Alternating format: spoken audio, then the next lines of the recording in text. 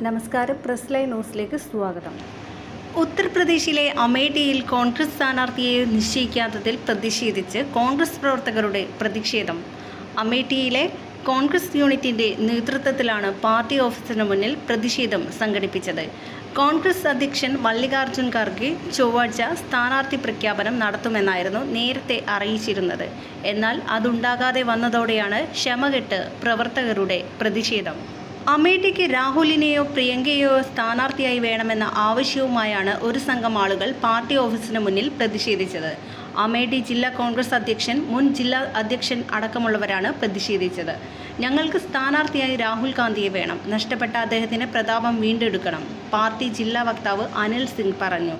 May 20-നാണ് അമേഠിയിലെ തെരഞ്ഞെടുപ്പ്. എന്നാൽ ഇതുവരെ കോൺഗ്രസ് സ്ഥാനാർത്ഥിയെ മണ്ഡലത്തിൽ നിശ്ചയിക്കാനായില്ല. ചർച്ചകൾ നടക്കുന്നുണ്ടെന്നാണ് നേതൃത്വം അറിയിക്കുന്നത്.